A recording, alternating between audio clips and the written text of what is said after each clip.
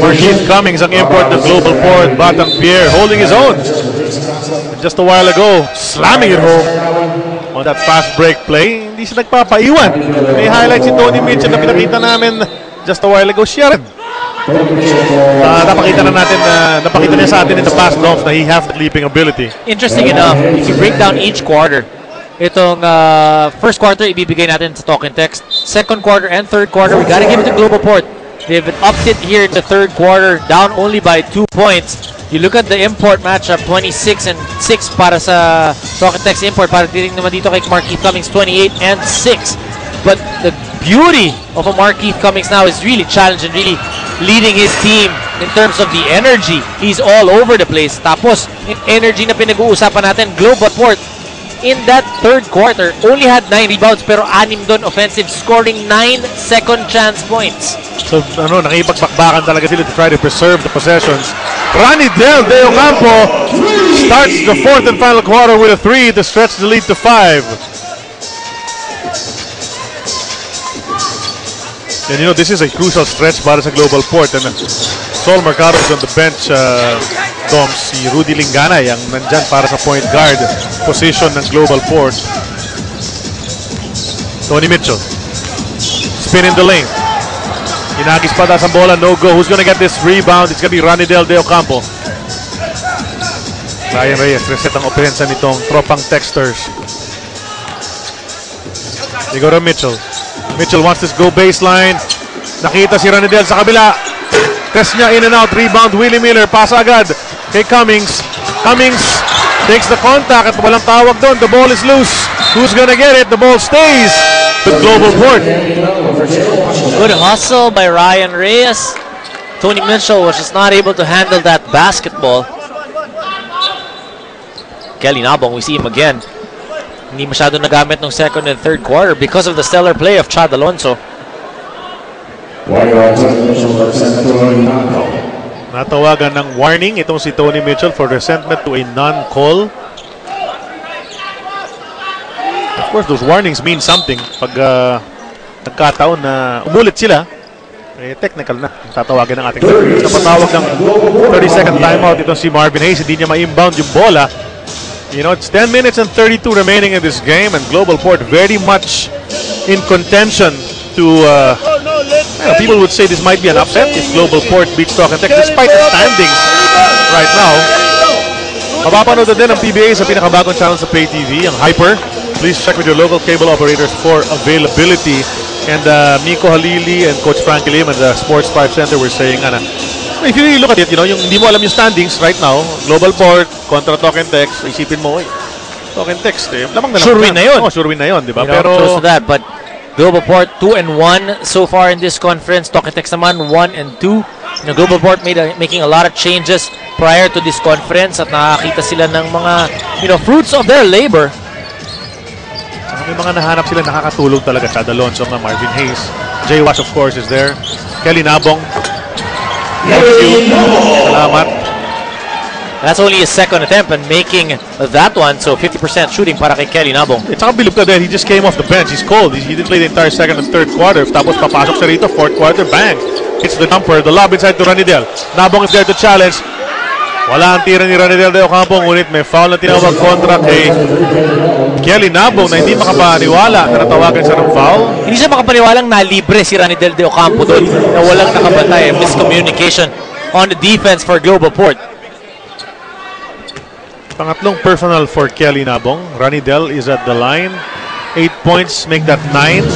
So may chance to break into double digits itong si Ronnie Del after a dismal performance from the field. Only 1 out of 10 field goals sa unang laro niya sa Governor's Cup last time out against Meralco. Balik sa lima, lamang ng Talk and Text with 10 minutes sakto natitira dito sa ating fourth and final quarter.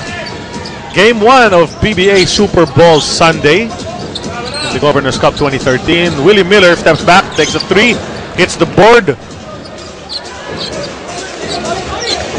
Ryan Reyes brings it up.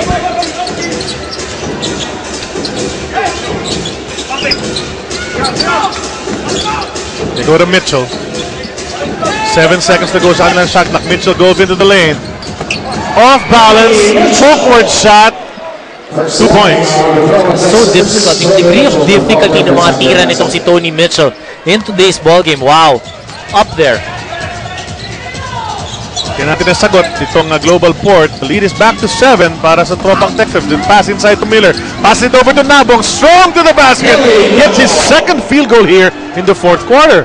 Magandang hugot ulit ni Coach Jonel Baculi dito kay Kelly Nabong, who's been playing very solidly for Global Port. At saka ganda ng composure na ron. Absorbing the contact and yet completing it. Kahit walang pito. And Cummings bumps into Mitchell. No call. Chance to run para sa Global Port. Kulang pa tao ng topang Texters. They try to go to Cummings. Ang ganda ng depensa. Ryan Reyes doing what he does best. And Mitchell sa helmet back! Napaganda pa na hindi bumaba agad itong si Tony Mitchell. But only napaganda yon because of the hustle of Ryan Reyes. Katakot naman to si Tony Mitchell magdadaktak. Ang lapit sa atin. Parang tatamaan din tayo rito sa pwesto natin eh. 7-point lead. Tropang Texters keeping that distance. Nabong. The drive. Sa pagpihit. Naipit. At may pito ang ating referee. That's Art Herrera. Tony Mitchell reads in. That's an anticipation of Ryan Reyes. Yung pagtulong niya that led to that highlight. Alam mo, hindi malabong mangyari yung 5 top 5 plays. Lahat kay Tony Mitchell. Pwede. Pwede talaga. Baka makasingit ng isa siguro si Marquit Cummings. Baka si Mario Weston, di ba? Yung spin move niya nung last Friday. Ito si Jay Wash. Hand off to Willie. Willie, 3 seconds to go to Jay Wash. Goes up strong. Pito, ating baseline referee.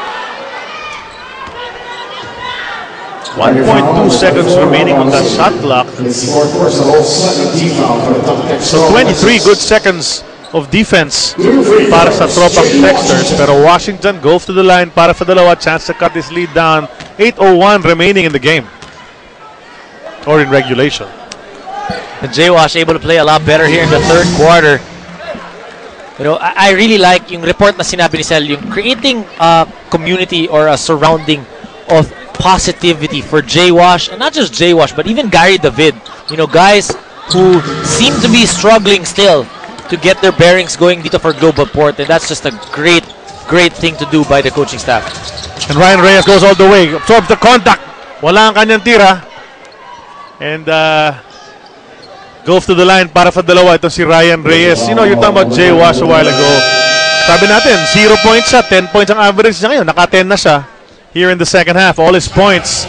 Timeout Global Port, Batang Pierre, 86-81. They're trailing by 5. Tropang Texters playing good enough defense to keep Global Port at bay. To a Prestone defensive stop of the game, brought to you by Prestone, breaking the for superior breaking action and safety.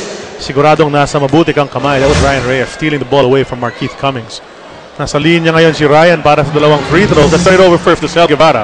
Obviously, double ang responsibilidad ni Ryan Reyes as a guard at dahil bawas ang kanyang kapalit sa rotation, he knew that his aggressiveness and his risk-taking will make his teammates look good as well. Balik sa inyo. Thanks a lot, Sel. Well, siyempre, you know, I think what Sel was alluding to there was the Dillinger, the loss of Jared Dillinger. Mula sa lineup yun, dati nagpapalitan yung dalawang yan, Dillinger and Ryan Reyes. And with Jared being on another team now, of course, Ryan Reyes' role has become bigger, especially nung first 3 games, nung wala pa nga ito ibang mga players. Well, the good thing about it is they were able to get a guy like Sean Anthony who can help in that department in terms of defending, in terms of hustle.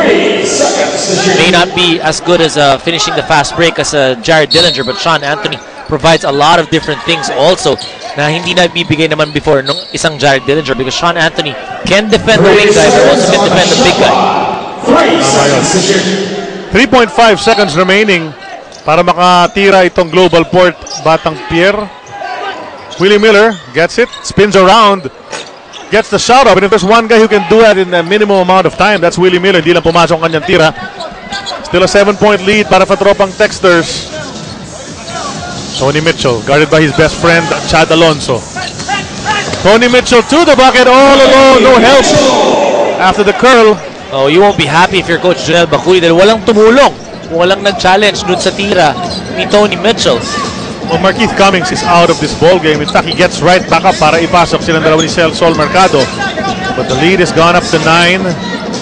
Only 6:53 remaining dito sa ating fourth and final quarter. Liganay. 3 seconds to go once again under the gun. He takes a fadeaway jumper. It's offline. Rebound. Blue shirts once again. Well, this is the scary part about Talking Text. Their points may not be coming in bunches. Pero pa konti-konti, iniiwanan nila ulit itong global port. Larry Fonacier, matagal na nakakampo dyan sa 3-point area. Wanted the pass from Mitchell. Mitchell gave it to Castro instead, but Castro found his man for the 3, and the lead is back to 12, 93-81. And Tropang Texters seem to be on track here in the fourth quarter. 18-6, no? Tropang Texters on an 18-6 run here sa ating fourth and final quarter. This lead was just 2 sa pag-umpisa nito. Ngayon, 12 na ito. Petron Blaze, Barako Bull, Bolts versus Alaska Aces sa Tuesday yan. May PBA Tuesday tayo this week, September 3. That's gonna be at the Big Dome. Coverage starts at 5 p.m. live on IBC. Let's talk about this fourth quarter. Itong Talking Text, they have 14 points, 14-6 tear so far dito sa fourth quarter. And how are they doing it? Yung kanilang field goal percentage tumaas na 2 out of 3 from that 3-point area, 3 out of 5 from the 2-point area, and 4 assists for Talking Text. When a team is moving the ball, it is deadly. Tama yun. It's always been good things para sa Tropang Texters when they're sharing. You know, in the past two conferences, or past few conferences, when we talk about Tropang Texters, we always have that pie chart. May pie chart kasi they're sharing the ball. You know, everybody, they got a bunch of 5-6 guys who score in double figures. They like to do that. And they do that with a bunch of assists. Nagtutulungan talaga itong Tropang Texters. That may have been absent nung mga unang laro nila, but today, especially here sa fourth, they're finding that rhythm once again. But they say sharing is caring. Ayan. Jay Wash, 11 points in this game dun sa free throw. 11 points pa rin lamang nitong Tropang Texters, 93-82. Fonacier to Castro. 7 seconds on the shot clock. Fonacier receives. Tumira. Oh, ganun pa rin. Fonacier with 19 points. Reminding us of the splendid performance he did during Gilas in this same arena. His best performance as you see Mercado take a 3 and get it back from Rainbow Country. Best performance in si Larry Fonacier scoring-wise dun sa FIBA Asia was against Chinese Taipei. A game which we unfortunately lost. And sabi nga niya, he would give back his points. Yung third quarter, 19 points ba siya? To get that victory. Sabi niya, to get that victory. Diba? Ranidel. Pinasa rito kay Castro. 3 seconds to go on that shot clock. Castro spins around, goes back the other way. Ganda ng depensa ni Sol Mercado. Rebound. Jay Wash and Ryan Reyes were struggling for it. Pero sabi na ng ating referee, wag na kayo maghirap dahil 24-second shot clock na. At that time, yung depensa ni Sol Mercado able to foil that shot of Jason Castro. Under 5 minutes remaining. 11-point lead para sa Tropang Texters, and now's the time para kumilos na itong Global Port Batang Pier kung gusto nila makahabol dito. Ngunit nakaagaw na naman Larry Fonacier. Tony Mitchell gets the basket. Chance for a 3-point play, and Sol Mercado did all he could. I don't think that's gonna be, well, pinapupunta mga players sa kanilang mga benches dahil pag-aaralan daw ng ating mga referee kung advantage, well, flagrant foul daw yun. Well, they're gonna review that. Kahit si Tony Mitchell at si Sol Mercado nagkakaintindihan. Oh, wala naman yung duty foul. I think they'll find after the review. I'd be very surprised if they will call more than a regular foul on that play. It was a hard foul. It was definitely a hard foul. Mitchell still getting the 2 points. The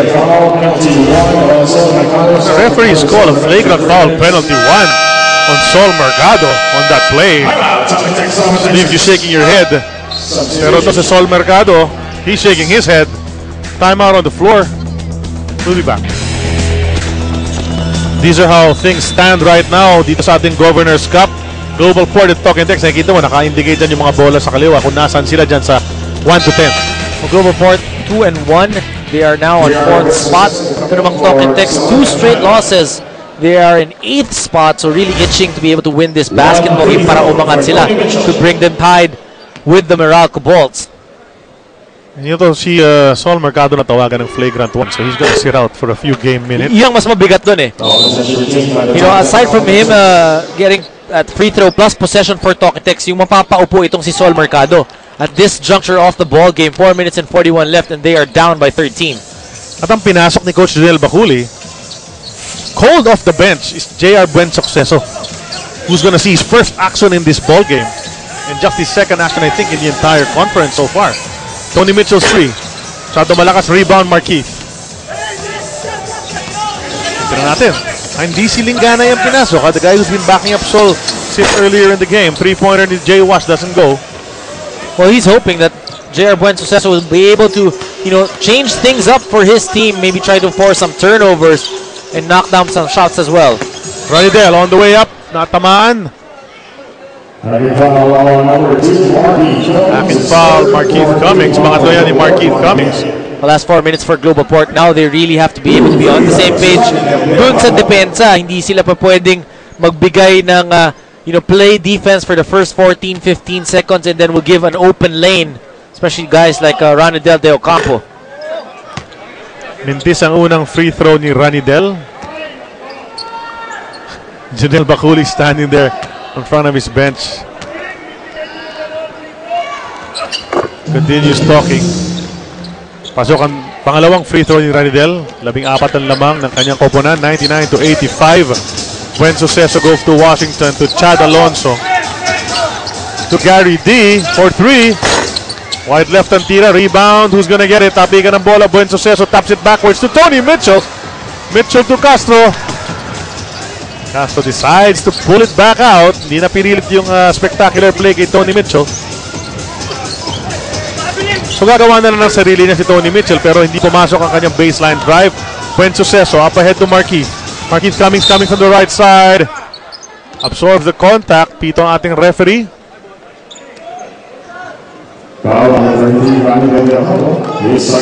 Ranidel De Ocampo. It's a good foul by Ranidel De Ocampo. Hindi niya na pinabuelo itong si Markeith Cummings. More dangerous when he's able to gather himself. Pretty solid ball game para kay Markeith Cummings. Ito lang talaga nag-run itong Talk and Text first 5 minutes ng ating fourth quarter to break it open, although it's only a 2-point lead when we started. Ito nagbintis pa si Markeith Cummings. Bagsak si Raba Alusaini. There's a foul called on Global Port.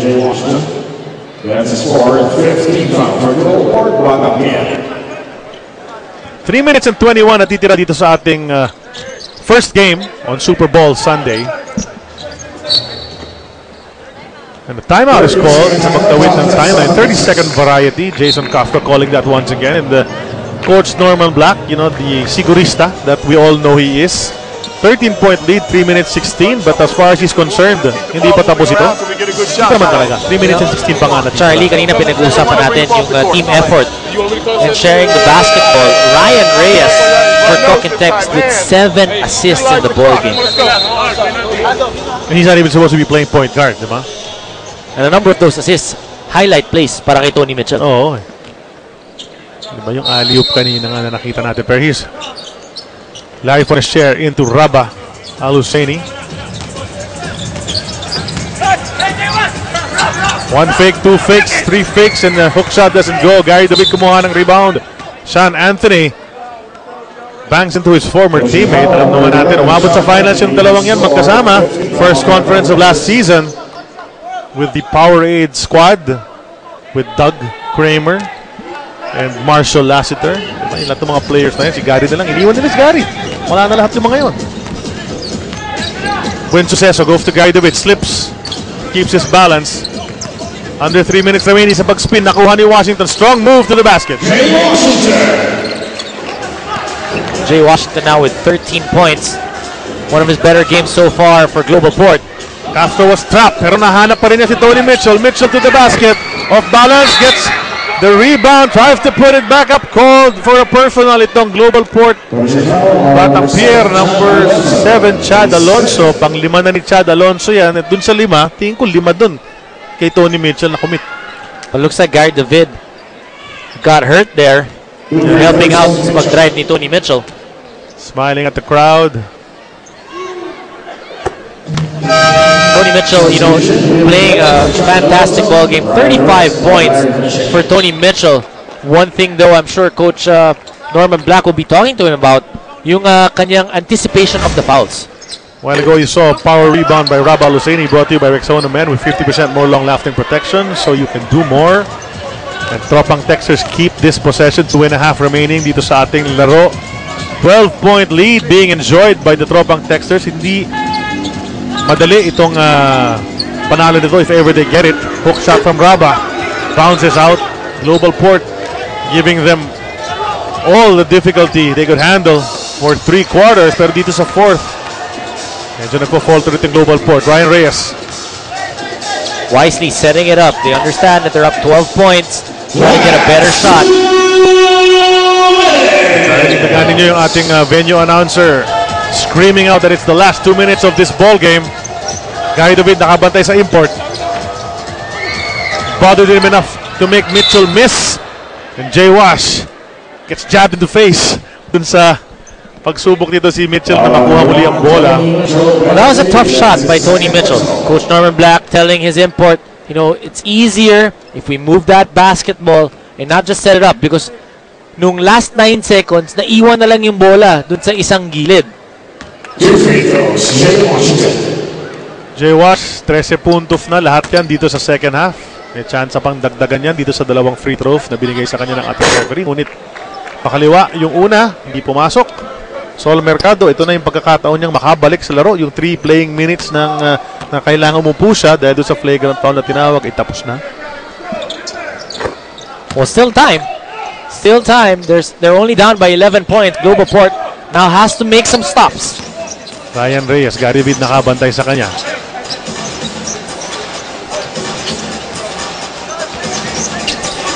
Ryan kicks it over to Castro. Castro in the lane. On his way up, he drops it over to Ryan Reyes. Ryan steps back. Long shot niya. Wala yan.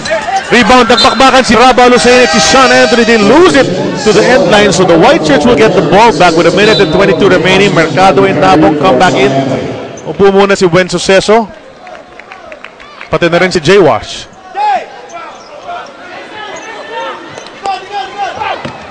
Gary David stops and pops from 3. It rolls out. Cummings gets it underneath. He gets fouled. Balik sa linya naman si Markeith. Good play by Kelly Nabong, tapping it to his teammate and import Markeith Cummings. Muntik na maagaw. Hindi ko si Tony Mitchell yung inbound pass to Gary David, but the Gary David able to field that pass. Importante ngayon para sa Global Port yung mga free throws. Well, just to show you how important free throws are, especially mula sa mga imports na siyempre in-expect natin na mafa-foul sila ng madalas, especially sa endgame.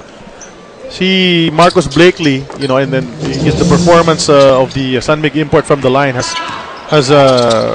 not been up to par, di ba? Meron pa mga nagsasabi, hindi daw natuturuan ni Assistant Coach Richard Del Rosario kasi. Ang hindi nila alam, naturuan nga. Yun ba yun? Hindi, pero in all seriousness, ito si Marcus Blakely, ang ganda ng laro niya kahapon eh. Ang ganda talaga ng laro niya. Nagkataon nga lang, nagbimitis ng free throws. And he himself said na, pag natatalo, siyempre mas mapapansin yung pagmintis niya ng free throws. Which is going to show how crucial it is nga. Na pag ang import, well, not even just an import, but a guy like, say, like Shaquille O'Neal or doon nga nauso yung hack-a-shack, diba? Yun na nga eh. Kung hindi mo kaya pigilan, foulin mo na lang. Make him earn it from the line. Ganun ang nangyayari. So, kailangan practice ng free throws. Markeith makes 2. Lead it down to just 7. 59.4 remaining in this ball game. Timeout is called. Dinatay lang natin kung full timeout ba ito. 30-second timeout ang tinawag. Ng Throwback Texters, Norman Black again wants to talk to his boys just to make sure they pull out this victory. But Global Port obviously has other plans. Well, still a lot of time on the clock. 59.4 down by only 7. Meron tayong mga laro sa Martes, September 3, yan sa Smart Araneta Coliseum. It's gonna be Petron kontra Barako, 5:15. Meralco Bolts naman, kakalabanin ng Alaska Aces.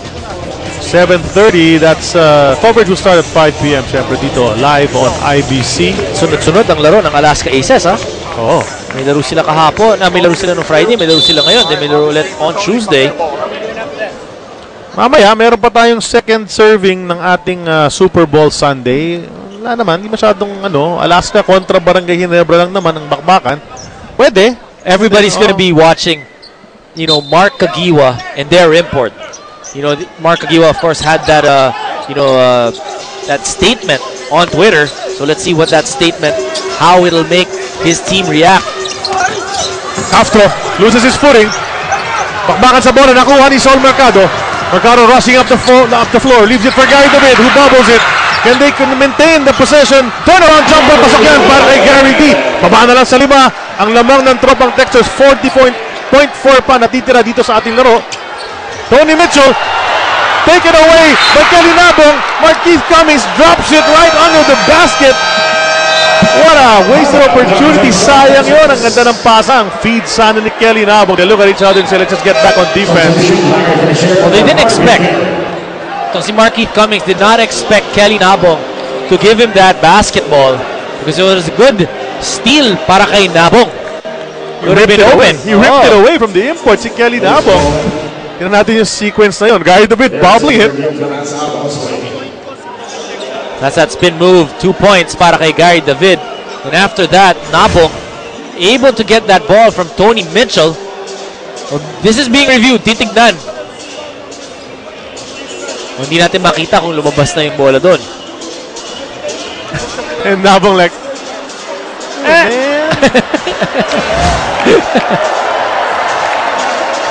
What a reaction by Kelly Nabong. A great effort mula kay Kelly Nabong. And we gotta give credit to this young man who's battling para sa Global Port Batang Pier. Mga 4 na laro, he's been given minutes by Coach Junel Baculi. Ang ganda ng pinakikita niya. Not so much on monster statistics, pero nakikita nga natin he battles and nakakatulong.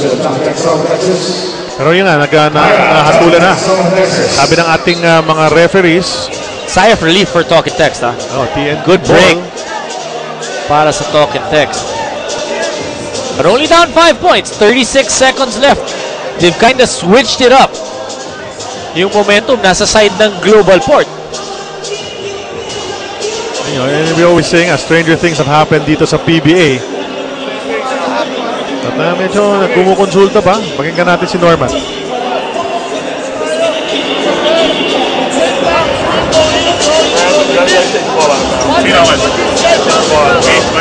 Jason will go first.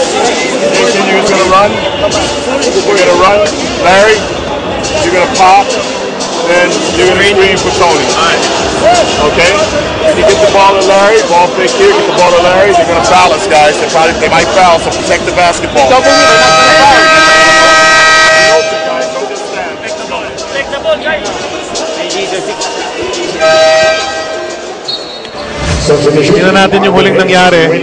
Pag-inbound dito kay Tony Mitchell, ayun na, kinuha ni Kelly Nabong ang bola. Tapos, he saw his teammate tumama sa mukha nitong si Marquise Cummings. And it bounced out of bounds. Mitchell gets the inbound. Balik kay Ranidel. Larry Bonasher almost loses it. Making things a little more exciting here. Nabong coming out for Mitchell. They go to Bonasher.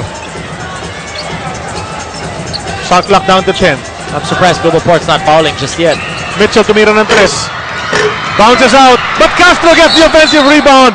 Crucial rebound para sa tropang Texters, and the smallest guy comes up with a big play with 15.3 remaining. I'm surprised Global Port. They played good defense. That was the initial plan. Try to get that steal or force him into a turnover. But when the shot clock was winding down, I guess they opted to try to get that stop. Pero hindi nila na-complete yun because they gave up that offensive rebound. Castro hits 2. 7 na lamang ng tropang Texters.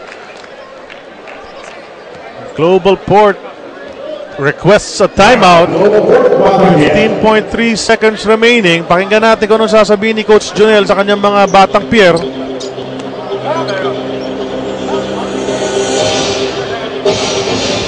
Things don't seem to be bouncing Global Port's way here in the last couple of minutes, Doms. The breaks so far have been going to Talk and Text. Hey, Kelly here. After the handoff, I want you to dive. Keep ball screen, pick and pop. Alright? Alright? Circle, Sol inbounds here. Gary's here. Really? Pagkalagpas si Sol dito, pop out dito. So na para meron tayo papasahan. No, up to you here. Up to you here. Hey, up to you. I say you go here, right? After you pass if you want. If not, you go all the way. We have one here, we have one here. Bigay. Pagka, Timeus, tugas yung stagger, no? Stagger. Substitution air now. Pwedeng huling hirit na ng Global Port ito. And they wanna have something productive coming out of that timeout. Marvin Hayes goes out. Willie Miller's back in the ballgame. Mercado, hinahanap si Gary David. Gary David, gustong umextricate dito, hindi maka. Libre. And the steal from Ryan Reyes, who'll dribble around. Well, that's why you have Ryan Reyes on the court, because of the defense, toughness that he gives. You know, what a great basketball game para kay Ryan Reyes. Naka-7 assist itong si Ryan Reyes. Tapos yung last stop. Ganda ng pinakita nitong tropang Texas, especially on the defensive end dito sa ating fourth quarter. Holding Global Port only to 20 points and scoring 35 of their own to win this ball game 102-95. Ang ganda ng performance ng tropang Texas, especially in the fourth and final quarter, Doms. You know, it was a close game, 77-75 sa pag-umpisa natin fourth quarter. Pero itong tropang Texas just buckling down, limiting itong Global Port sa ating fourth and final quarter. You gotta give it a Global Port. They were able to compete, you know, pretty much for 48 minutes. But in the end, it was Talk and Text yung kanilang disiplina. The breaks of the ball game as well. Para sa Talk and Text, they were able to move that basketball and able to set things straight for themselves to get this second win. At ang ating best player of the ball game, pangalawang laro pa lang niya dito sa ating Governor's Cup. But stepping up big, especially from the outside, Larry Forestier, 19 points, 3 rebounds, 4 assists, 3 of 6 from 3-point land. Larry, great performance. How are you feeling? Are your legs back? Is everything okay already mula dun sa break mo? We still have a long way to go. Honestly, we haven't gotten our rhythm and we still need more practice and conditioning. Well, Larry, you know, coming into the second game, is it an adjustment also for you? Na, yun ba, syempre meron ka ibang mga teammates, tapos kakapasok nyo lang tatlo. Gano'n katagal tingin mo yung adjustment na mangyayari para sa inyo? Well, we never know, no? It just starts in practice and you know, we just gotta have that sense of urgency. Every time it's a short season lang eh. So, you know, urgency in practice and in game. Well, syempre, medyo nga, yung record din yun, not as good as you would want it to be. Siguro, you'd like to call out the TNT Nation to come and support you guys in your coming games, Larry. Yeah, TNT Nation, our next games medyo mabigat. Kailangan namin kayo. Every game, kita-kita po tayo. I just wanna greet my wife. Please get well soon, and Liam, see you guys later. Alright, thanks a lot and congratulations Larry. Well, please get well soon, Mrs. Ponashare. And dyan po nagtatapos ang ating unang laban sa Super Bowl Sunday. Tropang Texters winning 102-95 over Global Port. On behalf of my partner Dominic Uy, Isel Guevara at Courtside, and all the guys here at TV5, we'd like to say thank you for watching this game. Mamayang konti, Ginebra kontra Alaska ang labanan.